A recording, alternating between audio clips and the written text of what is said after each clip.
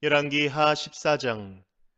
이스라엘 왕 여호아스의 아들 여호아스 제2년에 유다 왕 요아스의 아들 아마시아가 유다 왕이 되었다. 그는 25살에 왕 위에 올라 예루살렘에서 29배 동안 다스렸다. 그의 어머니 여호와따는 예루살렘 태생이다. 아마샤는 주님께서 보시기에 올바른 일을 하기는 하였으나 그의 조상 다윗만큼은 하지 못하였고 아버지 요아스가 한 것만큼 하였다. 그리하여 산당은 제거되지 않은 채로 백성은 여전히 산당에서 제사를 드리며 분향을 하고 있었다.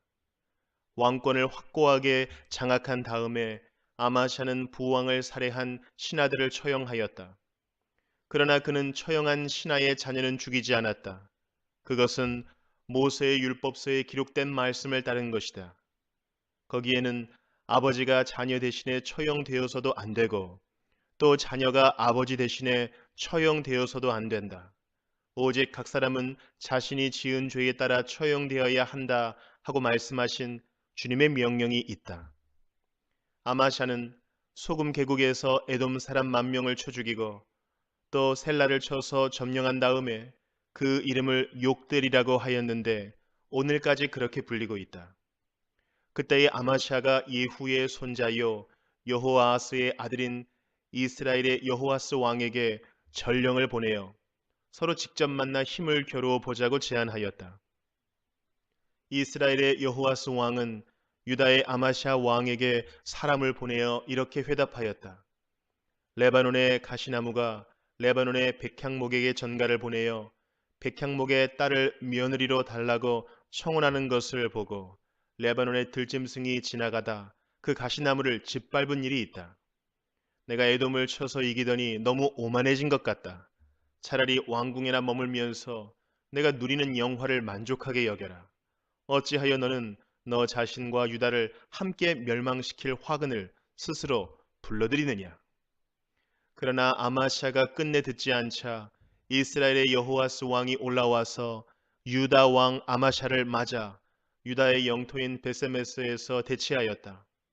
그러나 유다 군대는 이스라엘 군대에게 패하여 뿔뿔이 흩어져 각자 자기의 집으로 도망하였다.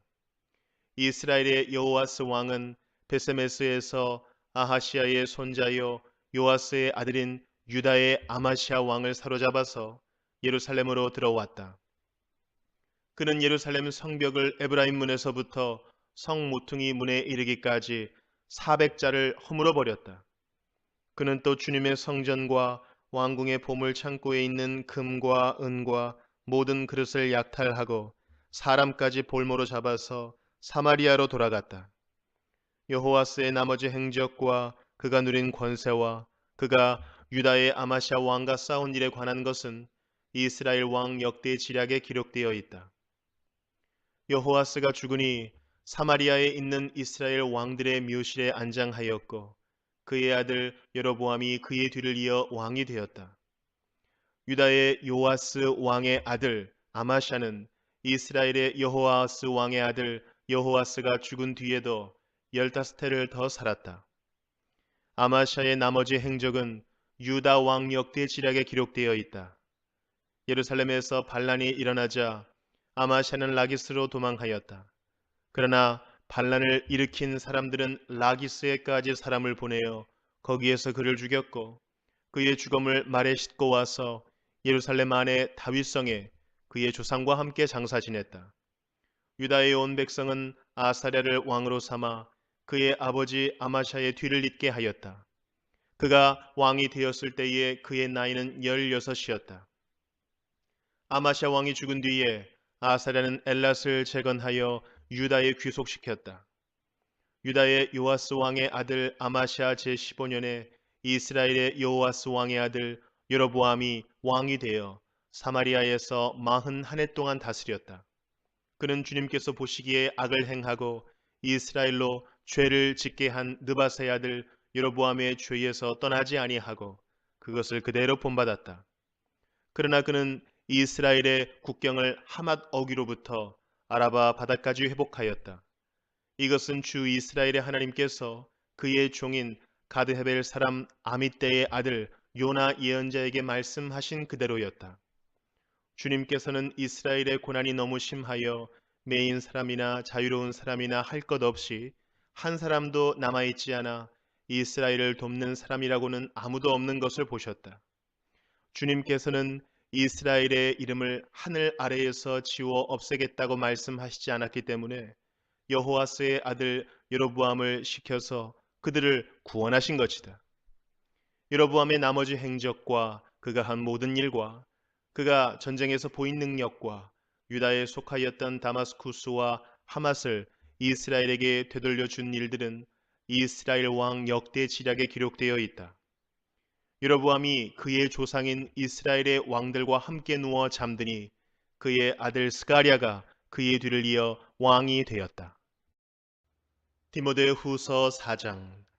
나는 하나님 앞과 산 사람과 죽은 사람을 심판하실 그리스도 예수 앞에서 그분의 나타나심과 그분의 나라를 두고 엄숙히 명령합니다.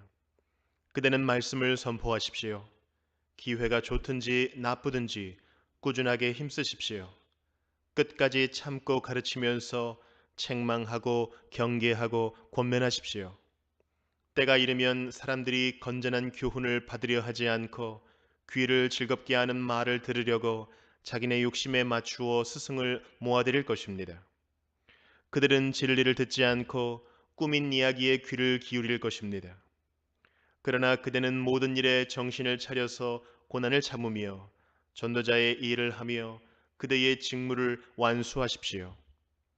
나는 이미 부어드리는 제물로 피를 흘릴 때가 되었고 세상을 떠날 때가 되었습니다. 나는 선한 싸움을 다 싸우고 달려갈 길을 마치고 믿음을 지켰습니다. 이제는 나를 위하여 의의 면류관이 마련되어 있으므로 의로운 재판장이신 주님께서 그날에 그것을 나에게 주실 것이며 나에게만이 아니라 주님께서 나타나시기를 사모하는 모든 사람에게도 주실 것입니다. 그대는 속히 나에게로 오십시오. 대만은 이 세상을 사랑해서 나를 버리고 데살로니가로 가고 그레스게는 갈라디아로 가고 디도는 달마디아로 가고 누가만 나와 함께 있습니다. 그대가 올 때에 마가를 데리고 오십시오. 그 사람은 나의 일에 요긴한 사람입니다. 나는 두기고를 에베소로 보냈습니다. 그대가 올 때에 내가 드로아에 있는 가보의 집에 두고 온 외투를 가져오고 또 책들은 특히 양피지에 쓴 것들을 가져오십시오. 구리 세공 알렉산더가 나에게 해를 많이 입혔습니다. 주님께서 그의 행위대로 그에게 갚으실 것입니다. 그대도 경계하십시오. 그가 우리 말에 몹시 반대하였습니다. 내가 처음 나를 변론할 때에 내 편에 서서 나를 도와준 사람은 한 사람도 없습니다. 모두 나를 버리고 떠났습니다. 그러나 그들에게 허물이 돌아가지 않기를 빕니다. 주님께서 내 곁에 서셔서 나에게 힘을 주셨습니다. 그것은 나를 통하여 전도의 말씀이 완전히 전파되게 하시고 모든 이방 사람이 그것을 들을 수 있게 하시려는 것입니다. 주님께서 나를 사자의 입에서 건져내셨습니다. 주님께서 나를 모든 악한 일에서 건져내시고 또 구원하셔서 그분의 하늘나라에 들어가게 해주실 것입니다. 그분께 영광이 영원 무궁하도록 있기를 빕니다. 아멘. 브리스가와 아굴라와 오네시보로의 집에 문안해 주십시오. 에라스도는 고린도에 머물러 있고 드로피모는 앓고 있으므로 밀레도에 남겨두었습니다. 그대는 겨울이 되기 전에 서둘러 오십시오. 으블로와 부데와 리노와 클라우디아와 모든 신도가 그대에게 문안합니다. 주님께서 그대의 영과 함께 하시기를 빌며 주님의 은혜가 여러분과 함께 있기를 빕니다. 호세아 7장. 내가 이스라엘을 치료하여 주고자 할 때마다 에브라임이 지은 범죄가 드러나고 사마리아가 저지른 죄악이 드러난다. 서로 속이고 안으로 들어가서 도둑질하고 밖으로 나가서 떼지어 약탈한다. 내가 그들의 죄악을 모두 기억하고 있다는 것은 그들이 전혀 마음에 두지도 않는다. 이제는 그들이 저지른 모든 잘못이 그들을 애워싸고 바로 내 눈앞에 있으니 내가 안 볼 수 없다. 왕을 갈아치울 자들이 악한 음모를 품고서도 겉으로는 왕을 기쁘게 하며 온갖 기만으로 대신들을 속여 즐겁게 한다. 그들은 성욕이 달아오른 자들이다. 그들은 화덕처럼 달아있다. 빵 굽는 이가 가루를 반죽해 놓고서 반죽이 발효될 때를 제외하고는 늘 달구어 놓은 화덕과 같다. 드디어 우리 왕의 잔칫날이 되면 대신들은 술에 만취되어 골아떨어지고 왕은 거만한 무리들과 손을 잡는다. 새 왕을 세우려는 자들의 마음은 빵 굽는 화덕처럼 달아오르고 그들은 음모를 품고 왕에게 접근한다. 밤새 그들의 열정을 부풀리고 있다가 아침에 맹렬하게 불꽃을 피워 올린다. 그들은 모두 빵 굽는 화덕처럼 뜨거워져서 그들의 통치자들을 죽인다. 이렇게 왕들이 하나하나 죽어가는데도 어느 누구도 나 주에게 호소하지 않는다. 에브라임은 다른 민족들 속에 섞여서 튀기가 되었다. 에브라임은 뒤집지 않고 구워서 한쪽만 익은 빵처럼 되었다. 온갖 외세가 국력을 삼키는데도 에브라임은 그것을 깨닫지 못하고 죽을 날이 얼마 남지 않은 것도 깨닫지 못한다. 이스라엘의 교만이 이스라엘에게 불리하게 증언한다. 이 모든 일을 겪고도 주 하나님에게로 돌아오지 않는다. 나를 찾지도 않는다. 에브라임은 어리석고 줏대없는 비둘기이다. 이집트를 보고 도와달라고 호소하더니 어느새 아시리아에게 달려간다. 내가 그들이 가는 곳에 그물을 던져서 하늘에 나는 새를 잡듯 그들을 모조리 낚아챌 것이다. 그들이 저지른 죄악 그대로 내가 그들을 징계하겠다. 나를 떠나서 그릇된 길로 간 자들은 반드시 망한다. 나를 거역한 자들은 패망할 것이다. 건져주고 싶어도 나에게 하는 말마다 거짓말투성이다. 그들이 나에게 부르짖으나 거기에 진실이 없다. 오히려 침상에 엎드려 통곡한다. 곡식과 포도주를 달라고 빌 때에도 몸을 찢어 상처를 내면서 빌고 있으니 이것은 나를 거역하는 짓이다. 그들의 두 팔을 힘있게 기른 것은 나였지만 그들은 나를 해치려고 음모를 꾸몄다. 허망한 것에 정신이 팔린 자들, 느슨하게 풀어진 활처럼 쓸모없는 자들, 대신들은 함부로 혀를 놀렸으니 모두 칼에 찔려 죽을 것이다.